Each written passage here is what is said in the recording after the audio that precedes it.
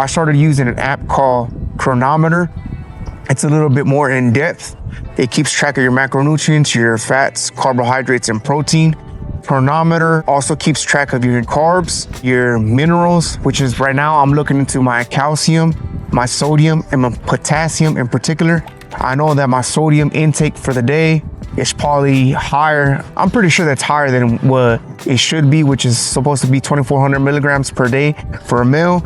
And I'm trying to offset it because you can offset your sodium levels in your body by drinking more water and exercising and also eating potassium rich foods. And so that's something that I'm still doing research on. One of the things that I did notice is because I started keeping track of my calcium as well. Why not? Calcium intake for a male from 19 to 50 years old is about 1,000 milligrams per day. And since I started keeping track of my calcium levels using Chronometer, I noticed that one, I have a calcium supplement that I've been taking, and at breakfast time, I've already hit my calcium intake for the day. So this is probably something that I'm not gonna purchase anymore because I don't need it. I'm already hitting 1,000 milligrams per day. I don't know if I have this app loaded up on my phone already, which is something that I was supposed to be doing before I started this video, but I'm pretty sure that I didn't because I got distracted. And so I'm pretty sure that I'm not hitting my potassium intake for the day, because for men of the years of 19 and older, the recommended amount of potassium is supposed to be 3,400 milligrams per day.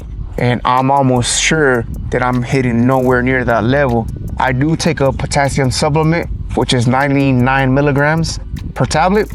And obviously that's not gonna be anywhere, it's not gonna bring me anywhere where I wanna be, because that's not even 100 milligrams and I'm supposed to be hitting 3,400 milligrams per day. I purchased bananas today because not only are they sweet, they have some carbs in there, but they also are high in potassium. So that's one of the 3 reasons that I'm decided to start eating bananas again.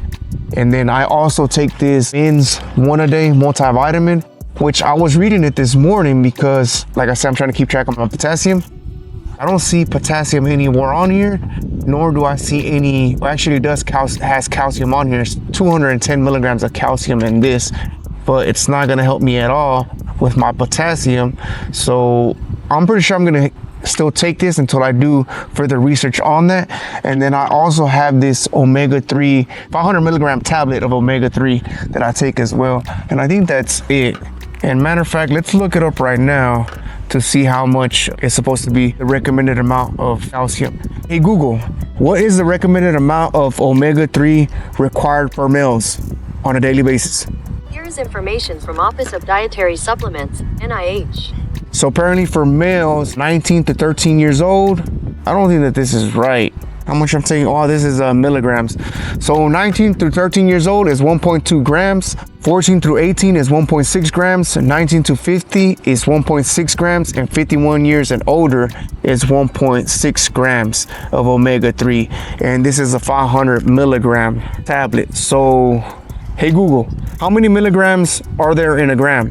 1 gram is 1,000 milligrams. So I would have to take at least, how much did I say? Google, what is the recommended amount of omega-3 that a male should have per day?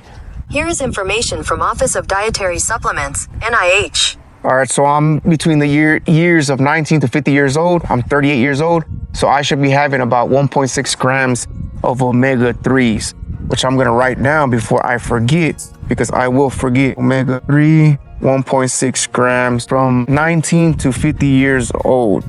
And I'm taking this one, which is 500 milligrams. If I take 2 of these, then I'm gonna be pretty close to it. I'm gonna have to do some research on that in the future to figure out how much more omega-3s I need to take for the day. But this is just the process of me getting started. It all takes time. When I first started keeping track of my macros, it took a long time as well, because for the most part, you have to get used to all that information. When I started using the macros, that one seemed a little complicated for me as well, because I was a beginner. I had no idea how to keep track of my macros, but the more that you do it, the better that you get at it. It's like anything else, it becomes a habit. And after a while, you start to notice that you kind of have an idea of calories a certain food will have. 4-ounce chicken breast, probably about 120 calories, 25 grams of protein, probably about 1 gram of fat, And then I don't even know how many carbohydrates a 4-ounce chicken breast has in it, to be honest with y'all guys.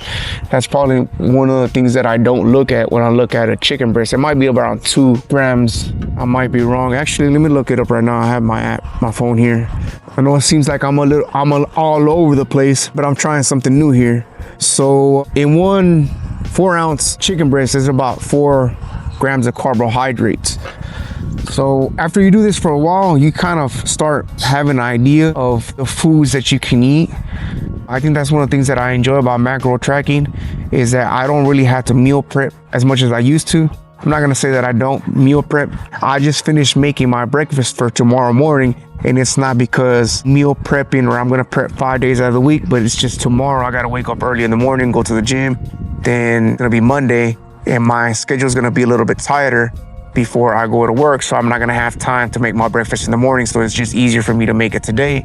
And then when I wake up in the morning after I finish with the gym, take a shower, I come back, have my protein, and then I'll have my breakfast, and then I'll fast until I get to my parents' house, and then that's where I'm gonna have my cheat meal.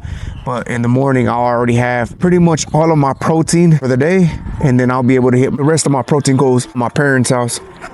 So that's something that is developed over time. It does get easier. I know that as a beginner, it gets a little bit overwhelming because it's something else that you have to do on top of all the other things that you're doing. And then there's times where you will scan the product and the information on there won't be accurate. So you'll have to go in the phone or into the app and then manually update that information. I would say that Chronometer seems to be a little bit more accurate than macros. I've only been using it for about a couple of days. I've probably been using it for like 3 or 4 days now, not even a week. I know that much. And it seems like it's a little bit more accurate. I do find myself having to add the sodium in there because it's not listed. It's probably something that a lot of people don't keep track of, because once you start keeping track of it, you start to realize that it's very difficult to hit that sodium intake or have lower than that upper limit, which is 2,400 milligrams. Once you start keeping track of it, you notice that you would have to be eating very bland food, or you would have to switch over to low sodium products, and instead of using salt, you have to start using seasoning, which is something that I will get to eventually. Right now, I'm just focusing on keeping track of my macros, starting to keep track of my minerals. That way in the future, I'll already have this information out, and after a while, I already have an idea of which products I can fit into my mineral goal for the day, and then avoid those, or either find products that I can use, which is going to be seasonings to season my food instead of using salt. And so one of the things that I've been using a lot lately is onions, green bell peppers, and red bell peppers. And one of the reasons why is because it tastes pretty good. In my opinion, I'm not really a fan of lettuce. I'm not gonna say that I don't eat lettuce, but it doesn't really taste like anything. And at least when I eat onions and green bell peppers, it has a little bit of a spice to it. And then the onions, they're caramelized, so it gives it that sweet flavor as well. So that's something that I'm still trying to figure out as I go, is trying to find some vegetables that will fit into my macros, help me reach my minerals, and then taste well as well. Wow, I use that 2 times right there. But eventually I'll get there, and eventually you'll get there as well. Just got to stick to it. I know that it's difficult and it seems like it's a lot. Give it time, give me time, and then I will try to get as much as this information for y'all guys. And I will try to make videos in the future, hopefully some short form videos, because I know that y'all guys, that's what y'all want to watch. It's a lot easier to take that information in that boom 30-60 second. That seems like everybody's attention span is at that, and it's not even that our attention span is low. I mean, it can be, especially when you get distracted by other stuff. It's so easy to get distracted nowadays. But it's also the fact that we have busy schedules and we have busy lives. We can't fit everything into our life as much as we would like to. I know that we watch all these videos online and they tell us that we're supposed to be doing this and we're supposed to be doing that. And then if you don't do it, then you're this and that. But everybody has a different life, and everybody's living a different lifestyle, and everybody has different goals that they're trying to reach. So when you watch these videos, don't just look at the information that they're providing.